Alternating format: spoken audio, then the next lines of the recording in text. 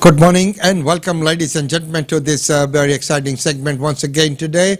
And of course, right here in Brisbane on this 8th day of June 2022, it is 12 degrees, sunny but cold. Well, we are going through one of the coldest spell in a very, very long time. Well, that is not the only thing that's making news. Making news is also that Reserve Bank interest rate hike which happened yesterday. As we know, this is the single biggest rise in a long time. But it doesn't mean that this is the highest interest rate we are paying in a long time. The interest rate is still low, but in terms of the being increased, this is the highest single increase. Here's that report. Crunch time. Households on the red line. Rate expectations, a nervous way. It's now not a matter of if, but by how much. Energy prices soaring. Expected to add further cost of living stress to struggling households. Australians expected higher interest rates today, but that doesn't make this news any less difficult. It is hard to remember a Treasurer who has had to deliver quite such a sombre message from his first day in the job as Jim Chalmers. And if anybody had missed that message in the past 2 weeks, they certainly couldn't miss it today. High and rising inflation, rising interest rates, falling real wages, at a time when our ability to respond to these challenges is constrained by the fact that the budget is absolutely heaving with Liberal debt. Now, it is within our grasp, it is within our reach to strengthen our economy and to have a better future, but first we need to navigate together this high and rising inflation and the interest rate rises that accompany it. And just how hard that navigation will be was made clear to Australians at 2:30 this afternoon, when the Reserve Bank announced it was pushing interest rates a half percentage point higher on top of the 1/4 percentage point it announced last month. We had been warned that there would be more interest rate hikes to come this year, after years of record low and falling rates, but few had expected a rate rise of this magnitude in one go. By raising rates so sharply, the central bank has opted to whack expectations as much as the actual rate of inflation. But the Reserve Bank is not the only one trying to set expectations. We need to be honest and upfront with the Australian people about the nature, the severity, the magnitude of this inflation challenge that we confront. Australians already know that because they're paying ever higher prices for their groceries and for their energy, and now to service their mortgage as well. In a country of record household debt, this latest move is going to really hurt. It won't just be hurting household budgets either. In addition to the pressure it will put on family budgets, will also make it more expensive for the Commonwealth Government to service that $1 trillion of debt in the budget. Since the interest bill on that debt in the federal budget is already around $20 billion a year, it gives you some idea of how much more of our taxes will have to be used to pay off the country's borrowings instead of delivering services. It's certainly common for incoming treasurers to engage in the theatre of proclaiming the budget cupboard bare, the famous black hole manoeuvre. But Chalmers' task is very different. It's not so much that the cupboard is bare or that there is an even bigger black hole than we thought. It is that a perfect storm of international and local factors that are largely outside any government's control have hit the economy. The Albanese Labor government does not underestimate the serious combination of challenges that we have inherited. All he can do for now is promise some relief in the budget. Our responsibility as the new government is to make sure in the October budget that I will hand down that there is a cost of living package that includes our policies on childcare and medicines, but also to get that longer term downward pressure on energy prices and to get real wages moving again. Labor committing to $45 billion. New Shadow Treasurer Angus Taylor was quick out of the blocks today. All good? Perfect. Thank you very much. Cheers. To argue Labor spending promises would be adding to inflation, But one of his colleagues had already pointed out that the coalition had hardly helped on this front. There's no doubt government spending should have been lower for the last year or so. The coalition government was right to spend money to help support the economy during COVID, but we needed to put the speed limits of the economy down over the past year. Underlying much of the new government's argument about inflation, and particularly the spiralling cost of energy, is that considerable blame does lie with the former government. But it is more interested for now in ensuring voters know that whoever is responsible for the mess, their new government will try to clean it up, and that it understands just what impact all these cost pressures are having on voters. A whole range of issues, unfortunately, coming at us at once, and so it will be a difficult winter. It will be an expensive winter. We are in the midst of a full-blown cost of living crisis.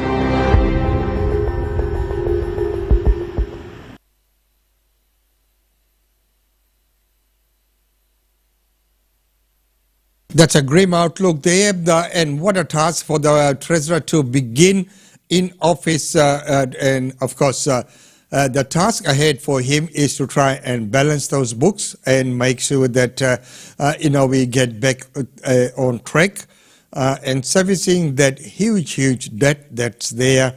Of course, we have gone through something called the pandemic, and the survival of many businesses and other things. So there were decisions that had to be made. Many businesses are surviving today because of those packages. If it wasn't for that, we would not be surviving, but businesses. And of course, that does come with a cost. Well, right now, we've looked at what it means locally. Normally, I don't go to world news later. But today we will look at this because there's a grim outlook on a global scale. Because of the war, we have a much larger menu of risks. And these risks, unfortunately, they mutually amplify each other.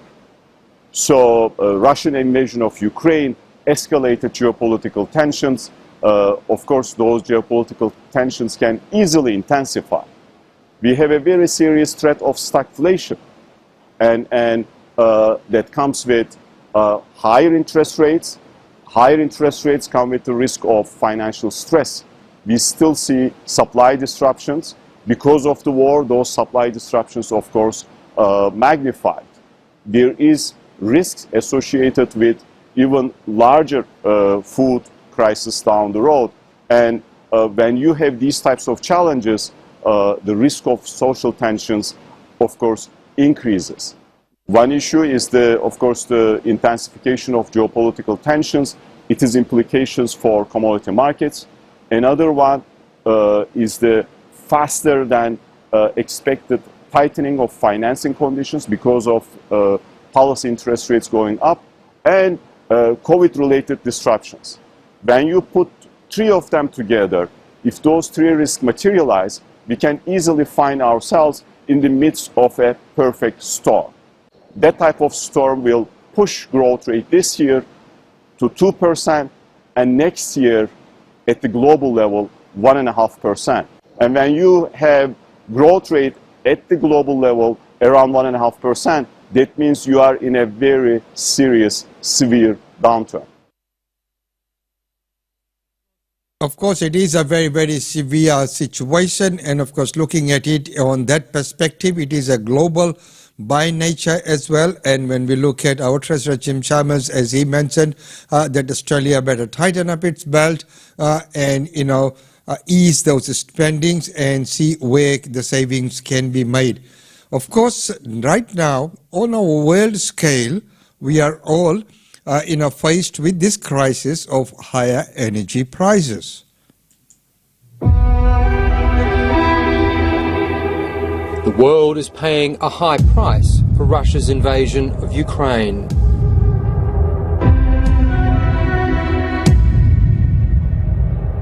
Price of gas is up $1.40 since the beginning of the year, when Putin began amassing troops at the Ukrainian border. This is a Putin price hike. The price of crude oil has spiked into territory not seen since the global financial crisis. Natural gas is at near record highs. Russia is the world's third biggest producer of oil and second biggest producer of natural gas. But Western sanctions against Russian energy giants such as Gazprom have resulted in a major gap on world energy markets. Russia exports about 8 million barrels a day. The entire amount of spare production capacity in the world is about 2.2 million barrels a day. And this has the makings potentially of a worse period than the 1970s. As to just how grim the situation is, we face gasoline rationing this summer, rationing of heating oil next winter, and in general we're going downhill. Former presidential energy advisor Bob McNally argues it's an even bigger energy crisis than the OPEC oil shocks 5 decades ago. What is worse now than then is there is a problem with oil prices, obviously, but we also have a problem with gas, not only prices, but even availability in Europe, and coal prices are high. I've been in this market for 21 years now, and I've never seen anything like this. Brisbane-based energy analyst Josh Stabler warns Australia is yet to feel the full impact.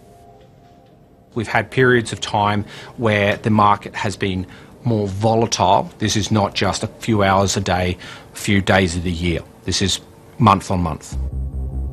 Josh Stabler says the energy price spike represents both a blessing and a curse for a major energy exporter such as Australia.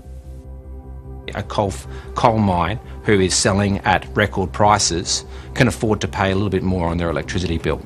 But there are some customers who are domestically focused, who are taking on high energy for their consumption, and therefore they will be in a position as a legitimate party who requires assistance from the government. The crisis has forced US President Biden's hand. He's expected to go to Saudi Arabia in an effort to increase OPEC's supply of oil.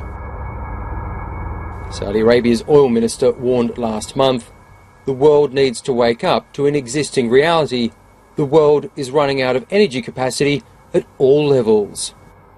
You just don't turn on oil like you do a spigot or a garden hose. And it's not easy to just stop consuming when the price goes high. Around the world, we're seeing governments reduce the taxes on oil so that consumers aren't feeling so much pain, and that's really subsidizing consumption. Analysts say the surging cost of fossil fuels also makes renewable energy more attractive, in turn accelerating the world's clean energy transition. This enormous price signal that we're getting is going to bring forward new investment. Now, the primary beneficiary of new investment will likely be renewables and batteries, not coal and gas. So this is likely to be a very large price signal for renewables.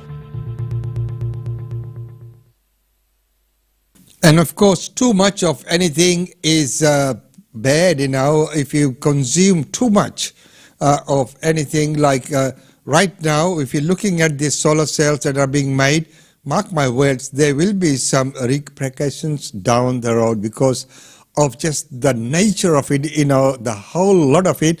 It just doesn't seem right that, just you keep, people were having few, solar hot waters and things like that was okay.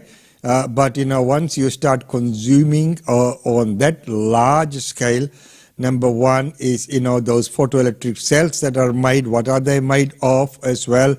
And of course, where are we harnessing this energy from? Of course, there is an everlasting, the key word is everlasting source of it from the sun. But of course, there's so much of that light intensity meant to be out in our atmosphere. So we are harnessing that. As a few little things like that, people don't realize that, our environment is also affected by the number of cars we have on the road. All the cars, trucks, all automobiles have tires, and in the tires are locked a lot of air. Well, it's from the atmosphere, and that's all which needs to be out in circulation is locked. So we are locking or harnessing this energy from the sun, which is good. It is a renewable energy, as it's mentioned. Renewable is questionable there. So if you look at that, so the thing is we need energy, but at what price. So whenever we start consuming things, inside, look, we looked at coal, then petrol's no good. Now we're looking at electric cars. Electric cars need batteries. Batteries need recharging. So it's always just shifting from one area to another, but the energy is always needed, so we need to come to terms with that happy balance. Well, right now let's go to New South Wales, where they're commemorating the 25th anniversary of the apology. On the forecourt of Parliament, a moment of respect. Once inside, a moment to reflect before survivors spoke their truth. Now you take children and you punish them and starve them and flog them and abuse them. You create what happened up here. From the 1920s through to the 1970s, Aboriginal children were taken from their families under government policy. On behalf of the government and people of New South Wales... In 1997, then Premier Bob Carr apologised. Auntie Nancy de Vries was one of the first survivors to share her story with political leaders. When I finally got home to meet my mother after 53 years,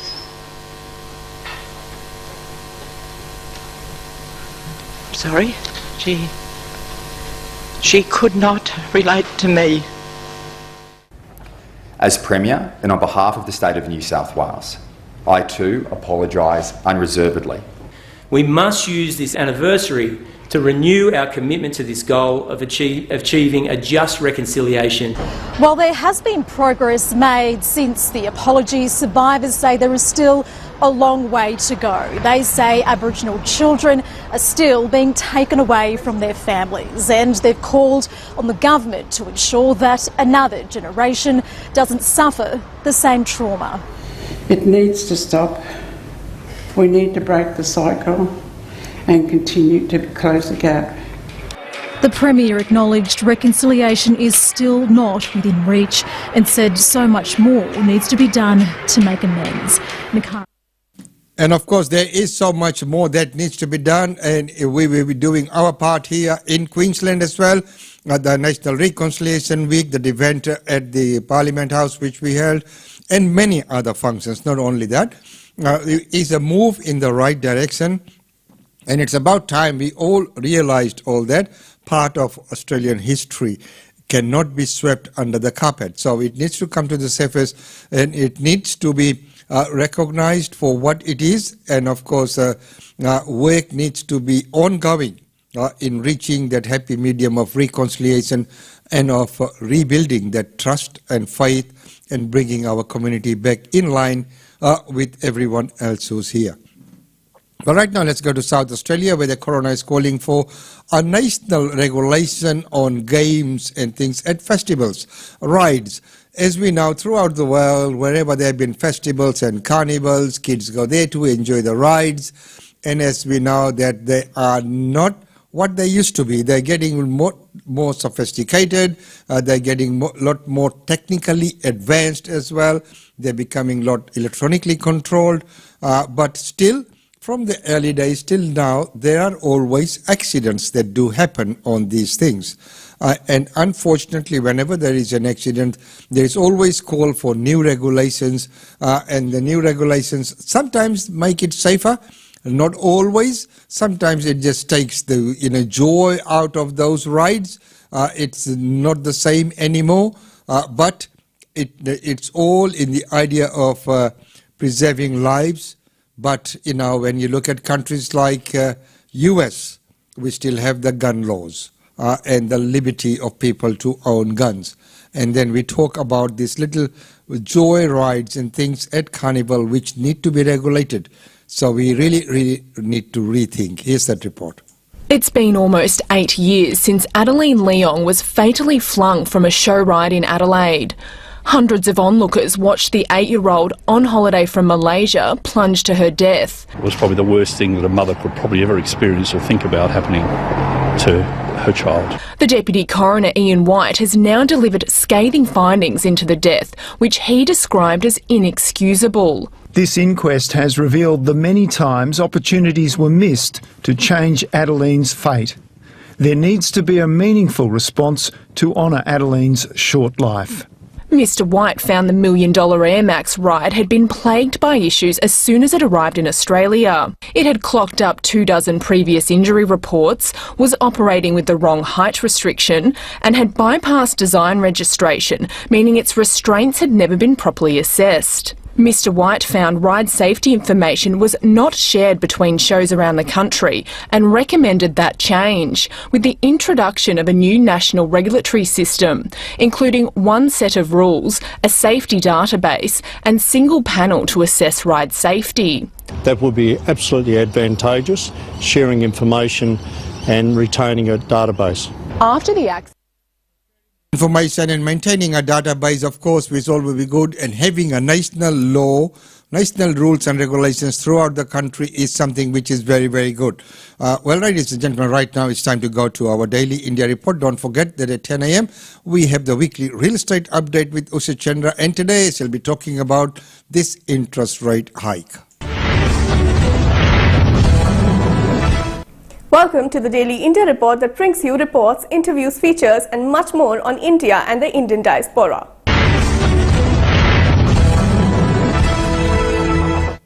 India has successfully tested the Agni-4 missile with a strike range of 4,000 kilometers. The nuclear-capable Agni-4 ballistic missile was successfully test-fired by India off the Odisha state coast on June 6th. This marks a significant boost to India's military capability. The test was a part of routine user training launches carried out under the aegis of the Strategic Forces Command, said the Defence Ministry. The statement by the Indian Defence Ministry said, quote, "The successful test reaffirms India's policy of having a credible minimum deterrence capability," end quote. The missile was test-fired off APJ Abdul Kalam Island and validated all operational parameters as also the reliability of the system. Agni-4 is the fourth in the Agni series of missiles, earlier known as Agni-2 Prime, developed by the Defence Research and Development Organisation, DRDO of India. In 2022, India successfully test-fired the nuclear-capable strategic Agni Prime missile with the capability to hit targets between 1,000 to 2,000 kilometers. India is in the process of further strengthening its strategic missile arsenal by adopting newer technologies and capabilities. India is pushing for self-reliance in defence, clearing military purchases worth Rs 76,390 crores or US $10 billion. India on June 6 cleared the purchase of indigenous military hardware worth 76,390 crores to sharpen the country's combat capabilities with next-generation warships, wheeled armoured fighting vehicles with anti-tank guided missiles, weapon locating radars and bridge-laying tanks. The Defence Acquisition Council, India's apex procurement body, accorded its acceptance of necessity for the capital acquisition proposals. Under India's defence procurement rules, acceptance of necessity by the Council, headed by Defence Minister Rajnath Singh, is the first step towards buying military hardware. The proposals have been greenlit by DSE under acquisition categories that seek to promote self-reliance in defence manufacturing sector. The ministry said the purchase will provide a substantial boost to the Indian defence industry and reduce foreign spending significantly. Next generation corvettes for the Navy will cost around 36,000 crores or approximately US $5 billion and will be used for surveillance missions, escort operations, search and attack, deterrence and coastal defence, officials said. The corvettes will be based on the new in-house designs of the Indian Navy using latest technology and would contribute to further the government's initiative of Sagar security and growth for all in the region. The Indian Railway Minister says that the country is confident of running a bullet train in India by 2026. The Indian Railway Minister Ashwini Vaishnav on June 6 said the country was confident of achieving the target of running the country's first bullet train between Surat and Bilimora in Gujarat state in 2026. Vaishnav was in Surat to inspect the progress of the government's ambitious Ahmedabad-Mumbai bullet train project and said good progress had been made in the construction of infrastructure for the bullet train between Ahmedabad and Mumbai cities, and the work is being done at a high speed. Bilimora is a town in Navsari district of South Gujarat. The project is aimed at running the bullet train between Ahmedabad and Mumbai on a high-speed rail corridor at a speed of 320 kilometers per hour, covering a distance of 508 kilometers and 12 stations. The train is expected to reduce the travel time between the two cities to about 3 hours from the current 6 hours. The Japan International Cooperation Agency is funding 81% of the project cost, which is estimated at Rs 1.1 lakh crores. Vaishnav said pillars for the bullet train project have been put up on 61 kilometers of the route and the work is underway on around 150 kilometers of the stretch. Vaishnav inspected the operation of a segment casting yard of Mumbai-Ahmedabad high-speed rail corridor near Vaktana village in Choriasi Taluka of Surat and also visited the under-construction Antroli railway station under the project. India's trade with Russia grew by 45%, imports by 58% between 2020-21 and 2021-22. The Indian commerce industry says that the impact of Russia-Ukraine war on India's trade with both the warring nations can be assessed only after the situation stabilizes. However, it is interesting to note that between 2020-21 and the April to February period of 2021-22, India's value of trade with Russia grew 45.79%. Similarly, India's value of trade with Ukraine during the same period went up by 19.34%. According to the Indian Commerce Ministry figures, India's total trade with Russia stood at $8.141 billion in 2020-21. During the April-February period of 2021-22, the trade value went up by 45.79% to $11.869 billion. Similarly, India's trade with Ukraine in the value terms stood at $2.590 billion during 2020-21. In the April-February period of 2021-22, this went up by 19.34% to $3.091 billion. Most significantly, India's imports from Russia rose to $8.69 billion in the first 11 months of 2021-22, 58% higher than the total imports of $5.48 billion recorded in 2020-21. India's exports to Russia rose to $3.18 billion in April to February period of 2021-22 from $2.65 billion recorded in the full year 2020-21. The Russian-Ukraine war has continued for more than 100 days and severely impacted India's trade ties with both nations. The Indian Tourism Ministry has launched a national strategy for sustainable tourism, Responsible Traveller campaign.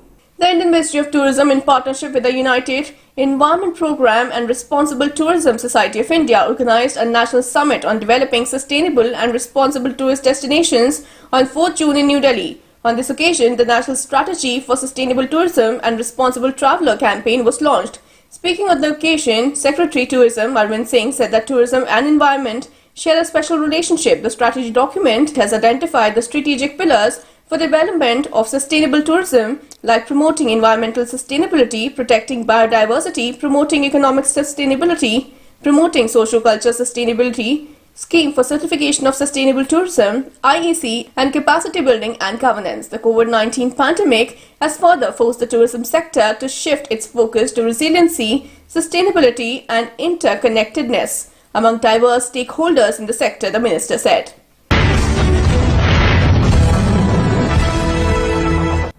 Atul and Rajesh Gupta, the kingpins behind the state capture during Jacob Zuma's presidency in South Africa, have finally been arrested in Dubai. The Gupta brothers were arrested in Dubai following an Interpol red notice issued at the request of the South African government. The brothers fled South Africa shortly after Zuma, their patron and protector, was recalled as president in February 2018. The brothers took refuge in Dubai, where they were arrested on June 3rd, 4 months after red notice was issued. On June 6th night, Crispin Fierro, spokesperson for Justice and Correctional Services Minister Ronald Lamola, confirmed the arrest of the two brothers in United Arab Emirates. Together with Zuma, they were identified as the key architects of the state capture by Zondo Commission. Fierro said the department had been informed of the arrest by the law enforcement authorities in UAE, who were understood to have arrested the brothers on June 3rd. It is not yet clear when they will be extradited to South Africa to face charges in a number of state capture cases. Fierro said court discussions between various law enforcement agencies in the UAE and South Africa on a way forward are ongoing. The South African government will continue to cooperate with UAE, end quote.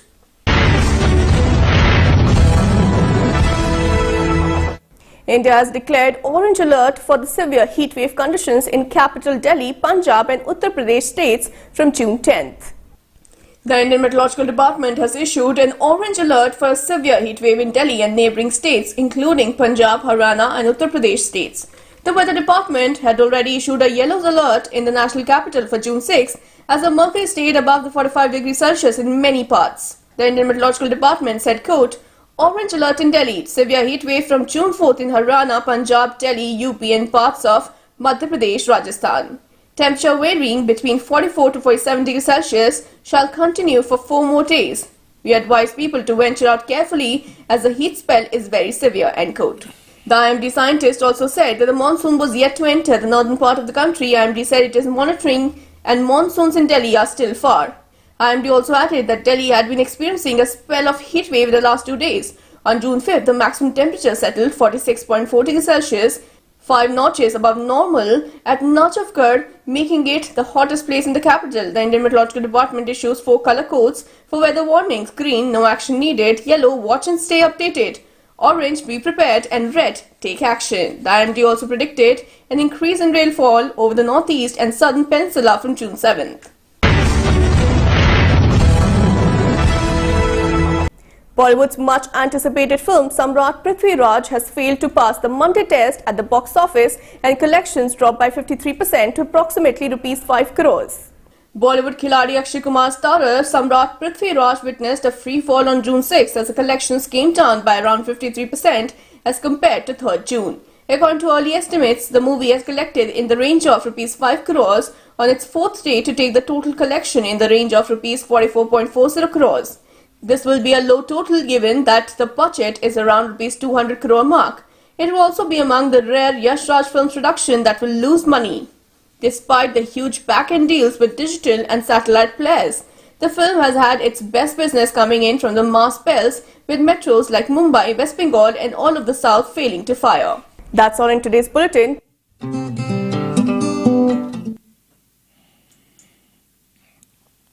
So there you go, ladies and gentlemen. That's about all we have in this segment. Don't forget that at 10 a.m. we have the real estate update with Usha Chandra right here on this channel. We will see you back at that time. We'll have the functions and events back on from tomorrow. So it's been having a pleasure having you here on the show with us on this historic day when the interest rate hike has been announced and Brisbane is going through a cold wave at the moment. Stay warm, stay rugged and take care. We'll see you in the next show.